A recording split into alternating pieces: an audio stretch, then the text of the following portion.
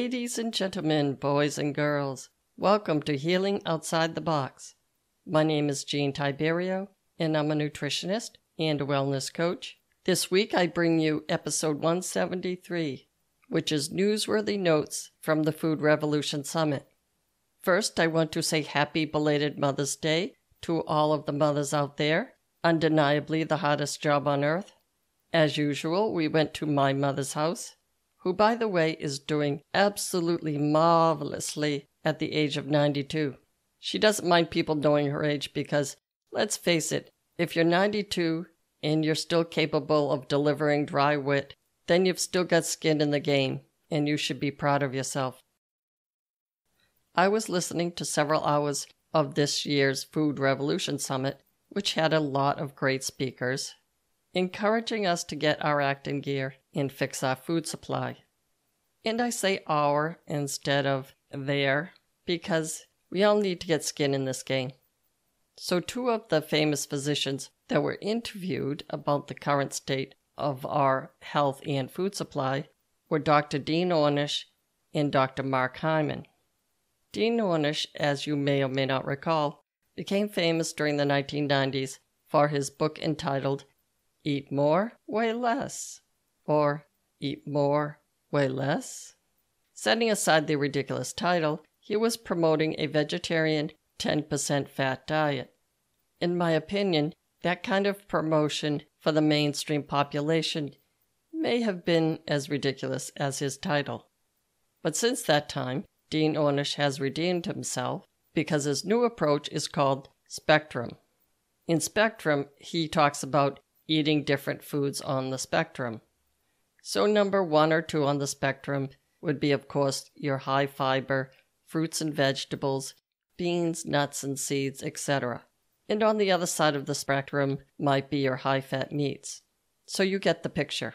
He is still promoting a vegetarianish diet that is also low in fat, but he is no longer promoting a strict low-fat vegan diet, which I think pretty much everyone knows is not realistic for the mainstream population. By the way, his nutrition advice and recipes can be found on, not surprisingly, DeanOrnish.com. So Dean Ornish was one of the experts being interviewed on this Food Revolution Summit. His basic recommendations are pretty much the same as this Spectrum diet plan. Eat mostly plants, especially plants with fiber, whole foods, plant-based. So there's nothing new there, but he did mention a few studies that I want to bring to your attention.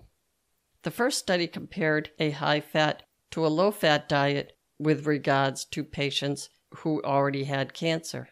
The cancer spread or metastasized with the high-fat diet, but not so much with the low-fat diet. Again, I'm not really shocked to hear that. The challenge will be to adopt this diet for mainstream Americans. But he did make the point that more and more oncology physicians have started to encourage their cancer patients to start a plant-based diet. And people, I think it goes without saying, who have already been diagnosed with cancer are a very motivated group of people. And they're not talking about a complete vegan diet. It generally means that the diet recommended should have at least 5 servings of fruits and vegetables per day. Another study he mentioned involved diabetes. In this study, they didn't look at just the carbs in terms of grams. They looked at the different types of carbs. And they made the point that carbs with fiber, basically your fruits and vegetables, may actually help to decrease the inflammatory process, which will help your diabetes. Right now, there's a randomized trial going on looking at the plant diet versus the typical American diet with regard to Alzheimer's patients. I've got a pretty good idea what that study is going to show. If you're interested in more information about Alzheimer's disease, I've got 4 episodes on the subject and I'll put them in the show notes for you. He also brought up a couple of points I'd like to mention here. Once again, the controversy between low-carb, high-meat diets, i.e. paleo, versus the high plant-based diets, and made this point about it.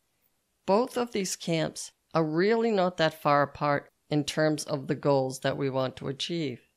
Obviously, weight control, blood sugar control, and blood cholesterol control. My experience seeing patients that were on the paleo diet leads me to believe that the cholesterol tends to shoot up on those diets. And let's face it, most diabetics will eventually get heart disease because they go hand in hand. Another issue that he emphasized needs repeating, and that's this. People who are lonely and depressed are more likely to get heart disease and diabetes. Dean Ornish made this point in a lecture I went to many years ago in Boston. And this is one of the reasons that I think he redeemed himself. This is a real important issue, and we're not going to solve that issue overnight. But I think it's a good idea to keep in mind if we're looking at the team approach to treating these chronic diseases. Now, the next interview was with Dr. Mark Hyman. Dr. Hyman made several relevant points about the current state of our food system, in particular when it comes to children. I know I've talked in previous episodes about how high fructose corn syrup came about, but it's worth repeating. It's all about government subsidies. Yes, indeed. Back in the 1970s, the U.S. government started subsidizing farmers to grow corn, and they grew lots and lots of corn.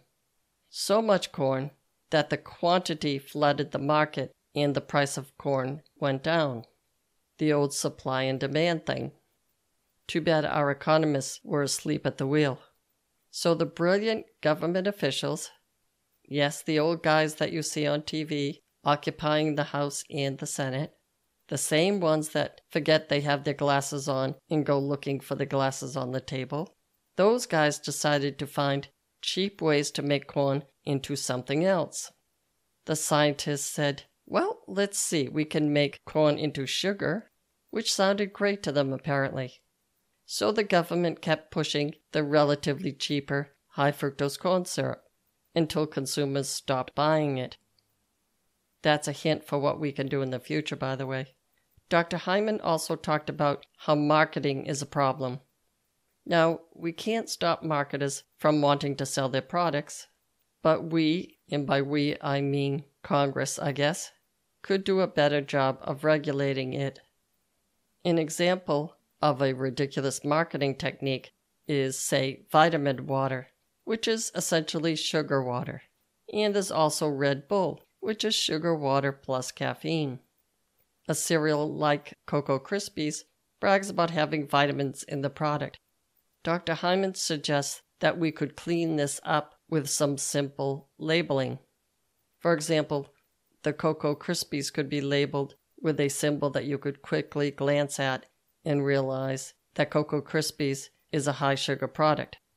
Now, this next idea he gave will certainly be unpopular with legislators, but we could put a tax on junk food because it's costing Americans so much money to pay for all those illnesses that junk food creates.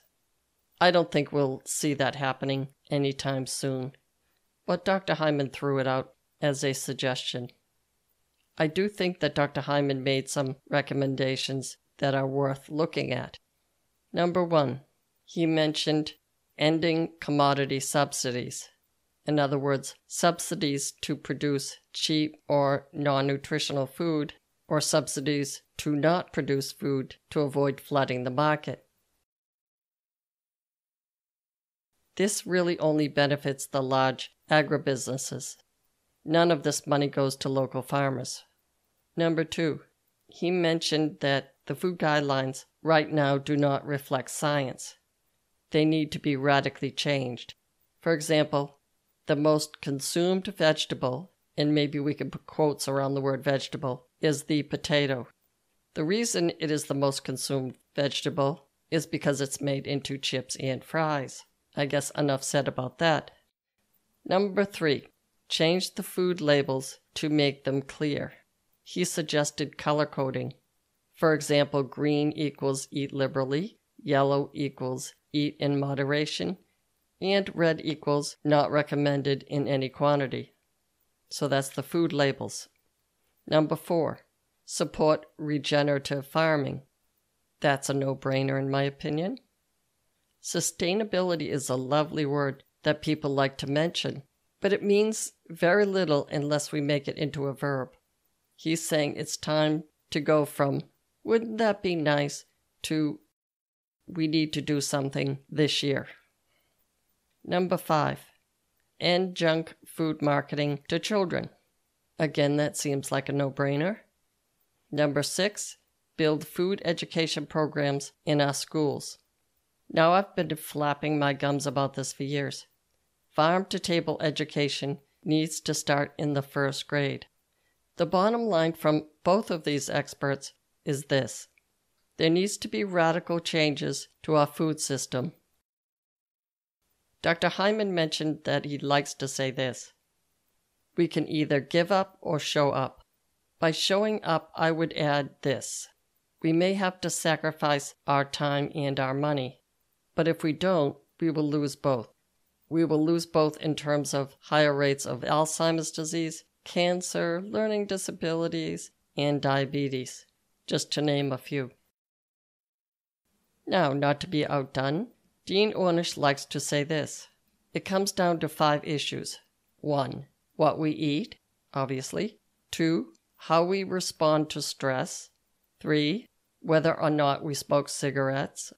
4, how much exercise we get. And 5, the quality of our relationships and our social support. These 5 can be as powerful as any drug or surgery. Well said, Dr. Ornish. Now that's all I have for you today. Be well and stay tuned next week for another episode of Healing Outside the Box.